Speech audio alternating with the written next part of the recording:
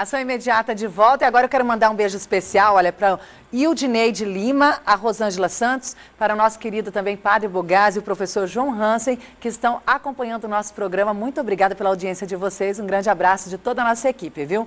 Bom, e quinta-feira é dia de falar de saúde, por isso eu recebo aqui comigo a biomédica Mônica Usni. Mais uma vez, muito obrigada pela sua participação aqui com a gente. Boa tarde, Janaína. Boa tarde a todos. É um prazer poder estar aqui. Bom, e nessa semana a gente optou em falar de um assunto que a gente começou na semana passada, que é o tráfico humano, que inclusive é o tema abordado pela Igreja Católica na campanha da Fraternidade, porque na verdade eles querem ajudar a combater tudo isso, né, Mônica? Porque é um problema que a gente não vê muita saída ainda.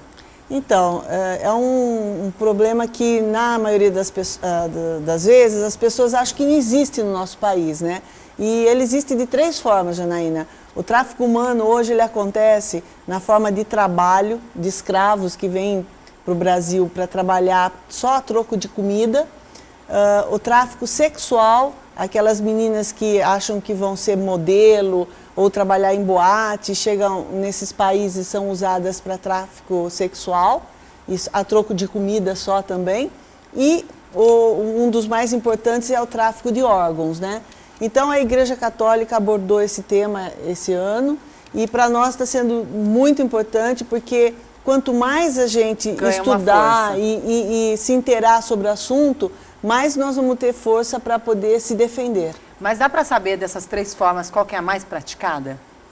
Em números, eu acho que é o tráfico de trabalho, depois é o sexual e por último de tráfico de órgãos. Agora, como a gente relatou, as pessoas veem essa situação muito distante, né? Nas novelas, só ouvem falar, às vezes não vê próximo e acham que isso não acontece. Agora, você tem relatos de pessoas, inclusive, aí nesse trabalho que você também tem feito, em pesquisas, que são, assim, muito tristes mesmo, né? Você pode contar alguma coisa pra gente? Sim, tem vários casos, inclusive se vocês pesquisarem no YouTube, tem esses depoimentos de pessoas relatando o sofrimento que elas passam, né? Tem o caso de uma menina boliviana que foi procurada na casa dela, na Bolívia, e a pessoa que trouxe para o Brasil pagou em dólares para a mãe.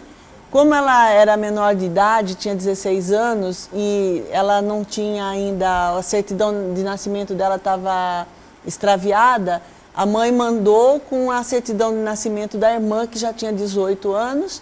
Chegando aqui no Brasil, ela foi ser escrava no trabalho, ela só trabalhava nas confecções lá no Brás, de São Paulo, né, nos porões, e só a troco de comida, sem receber nenhum centavo, nada por mês.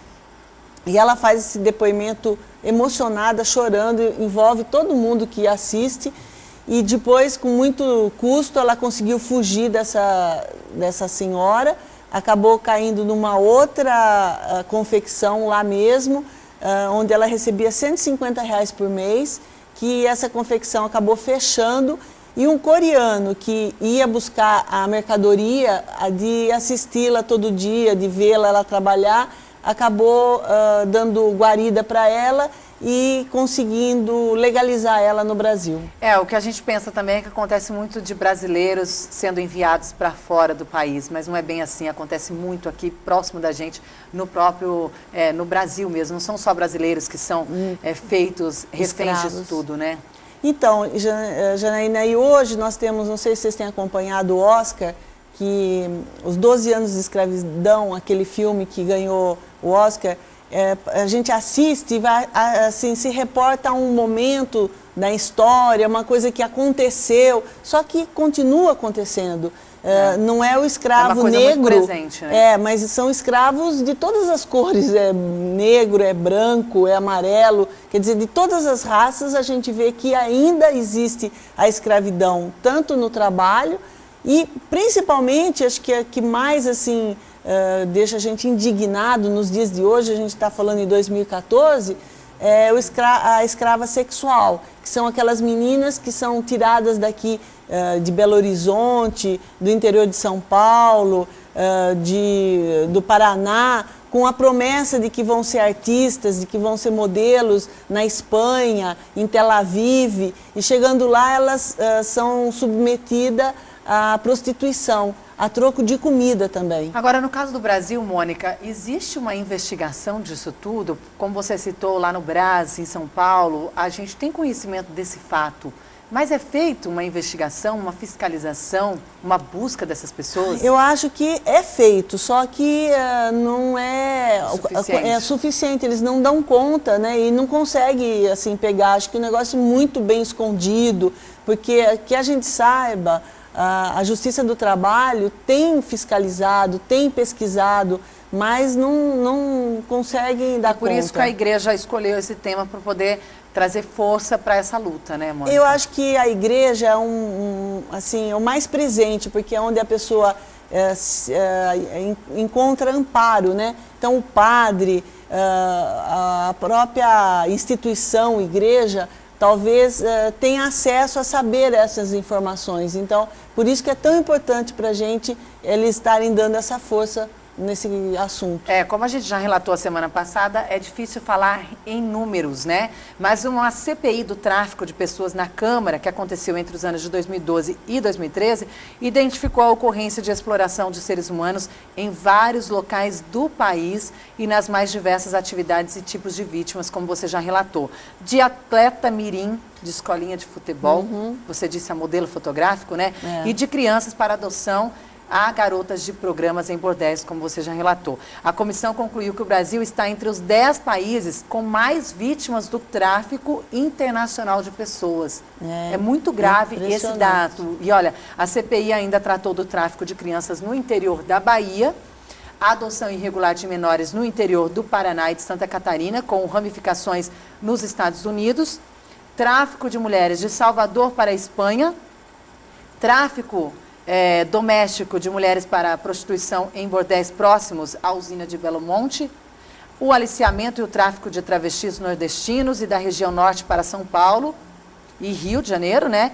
Aliciamento de modelos, como nós já dissemos, para a Índia, daqui do Brasil para a Índia, e tráfico de atletas mirins em escolas de futebol do interior de São Paulo e em Sergipe. E tem mais ainda, olha, só finalizando aqui os dados, o recrutamento de bolivianos para trabalhar em empresas de confecções no Brasil, como você citou, e a venda de bebês por até R$50 mil. Olha, R$50 mil pelas redes sociais, viu? Eu quero que você relata bem rapidinho para a gente uma ocorrência envolvendo um depoimento, né? Então, nós temos o depoimento de uma senhora que ela era casada, tinha 4 ou 5 filhos, e separou do marido, acabou encontrando um namorado, engravidou desse namorado de gêmeos e o namorado deixou ela sozinha. Como ela não tinha mais condições de criar mais 2 gêmeos, ela procurou o Conselho Tutelar, isso em São Paulo. E depois de um tempo que ela procurou o Conselho Tutelar, começaram a procurá-la, bater na casa dela, um casal de chineses, querendo comprar as crianças por $20 mil.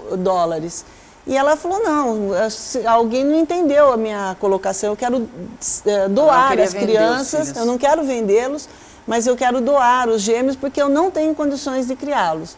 E aí esse casal retornou depois com uma oferta de $50 mil para ver se conseguia convencê-la.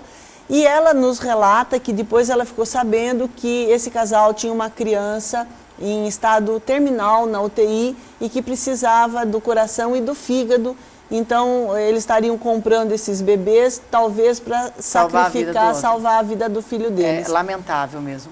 São depoimentos, a gente não sabe se é verídico ou não, porém, fica um alerta, né, Janaína, que as pessoas que tomem cuidado, que verifiquem bem, mesmo quando forem, no caso de fazer um trabalho fora do país, procurarem saber direitinho, né? E no caso, procurar a polícia também para denunciar, Denunciar, né? Principalmente denunciar. Mônica, muito obrigada mais uma vez por esclarecer aí esse tema para a gente. Obrigado vocês pela oportunidade e eu gostaria sempre de estar podendo trazer a bioética mais próximo da população população, e através de discussões com temas polêmicos como esse é que a gente vai estudar e conhecer um pouquinho mais a bioética. A gente agradece. Ação Imediata volta amanhã, vem aí o Direto da Redação com Poliana Ribeiro. A gente se encontra amanhã, então, uma boa tarde para você e até lá.